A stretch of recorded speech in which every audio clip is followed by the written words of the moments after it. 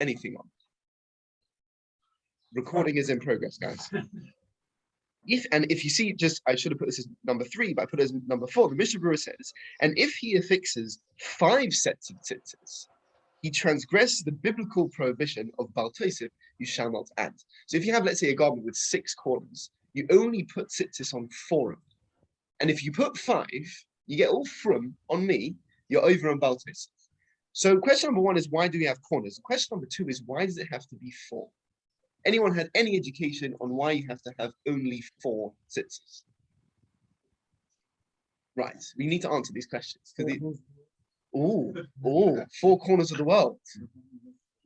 Stephen, we assume, of course.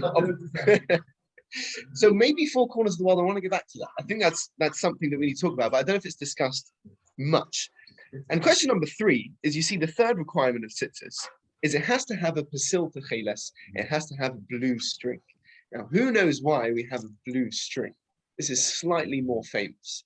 And this is the Gemara Menachos source number 3. Now, the reason why I have blue string, folks, is because the color of techeles, blue, is like the sea. Now, the sea is like the sky, and the sky, says the Gemara, reminds us of the throne of Hashem. Now, couldn't we come up with a slightly more direct way of getting to Hashem? It's a bit like, and then came the sea, and then came the sky, and then came HaKadosh Baruch Hu, and then we finally made it all the way up there. Why couldn't we come up with a very direct symbolism to Hashem? It seems like by design, the whole tzitzis is the blue to get to the sea, to get to the sky, to get to Hashem. Seems a bit far removed. So what's all that about? Question number 4, I think we're on, is, this is my favorite question. You see source number 5. This is very, very famous. How do we have the tzitzis reminding us of the mitzvahs? How do we have that? So Rashi says that the gematria of the word tzitzis equals 600. And then you have 5 knots and 8 strings, and you get to 613. So you look at the tzitzis, you think gematria of 6 is 600, plus the 5 knots, the 8 strings, you get to 613. What do we know is 613? The mitzvahs, bada boom, bada bing, everyone's now keeping the Torah. Except that if you look at this table of numerical values that I've put here, you only get to 600 if you have a tzadi, which is 90, a yud, which is 10, a tzadi, which is 90, a yud, which is 10, a tov, which is 400, you get to 600. Not one time, never, in Tanakh is tzitzis spelt with 2 yuds. Not once. Look, if you don't believe me, look at source number 1 again. The word tzitzis is only ever spelt with 1 yud, which means the gematria of tzitzis is 590. And once you add your 5 knots and 8 strings, you're going to be sitting at 603. Good luck, folks. So if that's not the way, I mean, Rashi says this, so we can't completely discredit it, but it's not doing it for me. So if that's not the way that the tzitzis remind us of the mitzvahs, what is the way that the tzitzis remind us of the mitzvahs? And second, lastly, we have a story in Menachos. For the sake of time, I'll abbreviate the story. There's a man, and he hears about this certain lady of the night he wants to be with, and he spends an inordinate amount of money to pay for the service and to travel there. And he gets there, and he's about to, be with this lady, and all of a sudden his tzitzis strike him in his face. He's taking them off, and he's like, "Oh no, I can't do this." And he goes and he sits on the floor, and this lady says, "What happened to you? You think I'm ugly or something?" And he says, "No, you're the most beautiful woman I've ever seen. But you see, I have this mitzvah called tzitzis." And this lady goes, "Well, in that case, I want to be Jewish." And she dispenses with her business, sells her assets, and she basically becomes Jewish. Now, firstly, what about tzitzis is stopping him being with the most beautiful woman he's ever seen? And secondly, why is she all of a sudden deciding to become frum as a result of this whole incident? There's clearly power to the tzitzis that we're not appreciating. And the last question, source number 7, is the Mishnah Berurah says that our rabbis tell us one who is careful about the mitzvah of tzitzis will merit to see the Shechem. See, very nice. What on earth has this got to do with the mitzvah of tzitzis? Doesn't say this about lulav, doesn't say this about menorah. All of a sudden, tzitzis, you'll see Hashem, guaranteed, says the Mishnah. So just to wrap up the questions we have here. Question number 1 is why the corners? Question number 2, why does it have to be 4? Question number 3, what is this whole blue going to the sea, going to the sky, going to Hashem? Surely we could have come up with something a bit more direct than that. Question number 5 is, well, how do they remind us of the mitzvahs? And question number 6 is, what stopped this man being with the most beautiful woman he's ever seen? And lastly, what is this reward of seeing the Shekhinah that we promised? The answer to all of these questions, I believe, is one idea. There's one idea that answers every single one of these questions. Let's go back to Stephen's point. Why do we have 4 corners? And I think the 4 corners we know, as we taught in the Torah, is a reference to the 4 corners of the earth. Is the earth square? Probably not. But I've heard a temporary answer, which is sort of like it refers to the 4 points of the compass. But I think there's another point here. Let's take a square. Let's take this sheet. You choose a point of paper on this sheet, anywhere on this. Oh, come on, with your heart, dear God. I haven't even said anything controversial.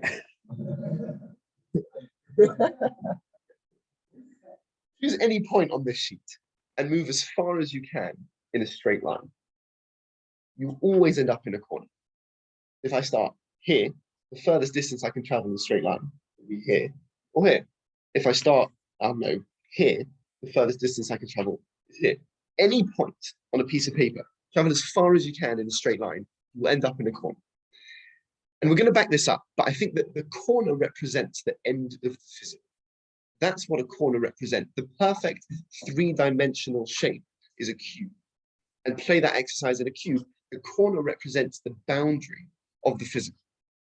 By definition, we find this in the Torah. For example, we've seen source number 8, the Mishnah in Trumas. It says the one who eats truma accidentally pays its value plus a fifth. The word for the sheer value of something and nothing more is keren, which means a corner. So if you need to pay for the value of something, before you've paid any additional charge, you pay what's called keren. That word keren, meaning a corner, is a cap of something's physical value. And that's a term of damages that we use. So we see that the word keren means a limit on the physical. And if we're going to take this idea further, anything that's beyond the corner is by definition supernatural. So the corner is the limit of the physical. Anything beyond the corner is going to be the supernatural. An example where we find this, I believe, is a source number 9, is the mitzvah of payah. We have a mitzvah to give to the poor people at the corners of our field. It's interesting. We don't give from the middle or the side. It's specifically the corner. And I think this is the same idea. Is we go to the corner of our field, which is the peak and pinnacle and the limit of our physical assets. And we use that corner point to then give.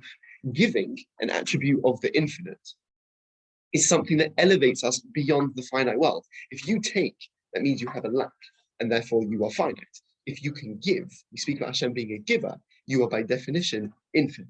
So we see that the corners represent the physical boundary of the world. And if we can transcend those corners, or the corners become a place of transcendence, you get to the supernatural. This takes a magical turn in source number 10. This is an image we might have grown up with, that we have Yitzchak and Rivka davening for children. And Rivka hasn't been able to have children. And the Pasuk says that Yitzchak davens l'noichach ishtai, opposite his wife. Rashi says that in source number 11, that Yaakov stood in one corner of the room and Rivka stood in another corner of the room. And with what we're saying here, there is such an incredible significance, because what they're representing here is that we have done everything we can to have a child. We are at the corner, the limit of our physical capabilities. And it's then that we get to that physical limit that we start to daven, that we ask Hashem. And I think it's a very powerful lesson in terms of prayer, that you can't stand in the middle of the page, as it were, and say, Hashem, help me out. We have to do all we can. We have to go to the limits of our physical capabilities in order to help ourselves. And then we turn to Hashem saying, I'm doing what I can. Please, can you help? But this model of the corners being the limit of the physical world, and that which is beyond the corners being something that is supernatural, answers every single one of our questions. Let's go through them. Why do we have four corners of the world? Four corners of the tzitzis. Why specifically four? I think it's like insane. It's the four corners of the world. They have a limit, but beyond them, emerging from those four corners of the world, are the tzitzis. It's that reference. It's almost like a map of the world. There's a spiritual dimension that exists beyond the four corners of the world that reminds us, guess what, of the mitzvahs. That's what it's there for. It's a reference to a spiritual realm. I'll get back to the tcheles in a minute. But what this lady saw when she heard about the tzitzis is there's a dawning realization that there's more to the world than what we can see, hear, touch, and taste. There's an entire dimension that exists beyond the four corners of the world. And she says, if that's the case, well, I want a part of it. Of course, I'm going to convert to Judaism, to Yiddishkeit, because there's an entire spiritual realm that I can access here. What other questions did we have? And the Mishnah Berurah says, one who is careful about the mitzvah of tzitzis will merit to see the Shekhinah. Well, if you train yourself in the consciousness of the supernatural, of course you will then see Hashem. It's the word schar, which we use loosely to mean a reward, also means a payment. In a sense, it's something that's owed to you. It's a result of the work you've done. So if you're zohir, if you're careful in the mitzvah of tzitzis, of course you will see the Shekhinah. Of course you will see the spiritual realm, because that's what you're going for. And when it comes to techeles, it doesn't seem so far-fetched anymore that we have the blue, which is the sea, which is the sky, which is Hashem. The message of techeles is take the natural world to its nth degree. Let's move through the physical realm of blue. What do we have that's blue? So we have the sea, and then we have the sky. And then we're tempted to stop there. But says techeles, move one step further. Don't just stop at the physical blue of blue, sea, and sky. Go to the kisei hakol. That's exactly the mitzvah of tzitzis, as we see those strings emerging from the four corners of the world. We are given that map to reality of we have the four corners of the spiritual world. There's an entire dimension beyond that. And of course, we have 8 strings, because we all know that 8 represents lemala min hateva. It's something which is beyond the natural order. So this is a map to the world that we're literally wearing. Now, do we have the extra? Oh yeah, so I don't know what to do with that. Sorry, yeah. I honestly have no idea what to do with this gematria.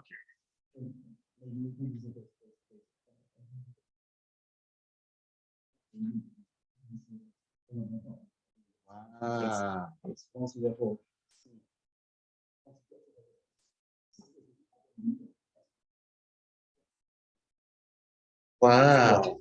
Okay, interesting. Again, we're in the pilot phase of this idea, but thank you for that.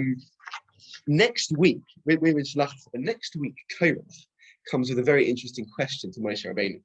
And one of his questions is, surely, if you have a beged, a garment of clothing, which is entirely techeles, surely you wouldn't need techeles on the strings as well.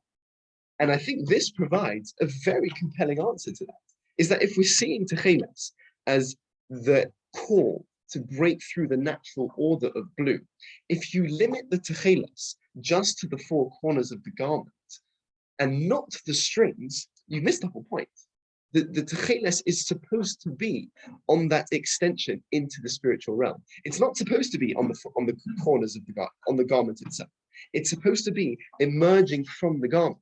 So it would seem, according to this, that this is the sensitivity that Korach is missing here. He's saying, surely, if you have the blue on the garment, you've seen the color, you don't need it on the strings.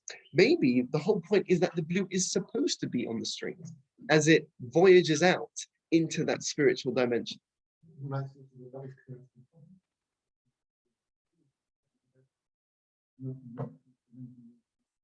To be a rabbi. I love that. Brilliant, 100%. Korach, who is solely focused on his own glory to the extension to the exclusion of everything else, including, by the way, the lives of his followers. I mean, they died en masse on this sort of pointless crusade for his own glory. Was entirely focused on the spiritual realm and would happily have seen all that is spiritual, abandoned for the sake of his own glory. So Rabbi Lister, full marks for that. And lastly, I'm gonna finish with this. We have this table that's in the data presentation sense at the bottom of the last page of it. The top row of the table has, or second, whatever, has two Hebrew words, konaf and porach. Now, these words are linked in that konaf means a wing and porach means to fly. So you have the word konaf is the wing, that which is something, the wing gives you the potential of elevation, and porach is the actualization of that potential. So flying, so you have your wing, potential to elevate, flying, actualization of that. The word konaf has another meaning too. It also means a corner. And if we're going to follow this equation almost through, you have the konaf, meaning the wing, that's potential for elevation, and porach meaning fly, which is the actualization of that potential.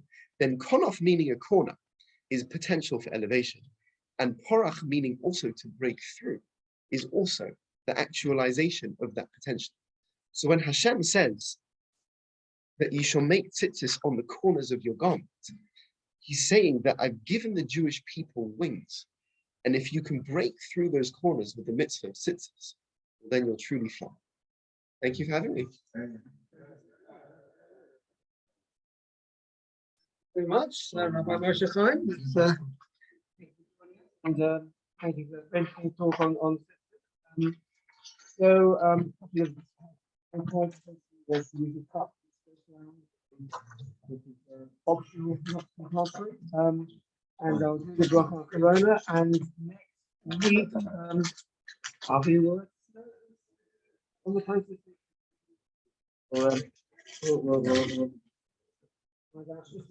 A few weeks' time, we do have a very special guest coming for breakfast. So we expect a bump audience and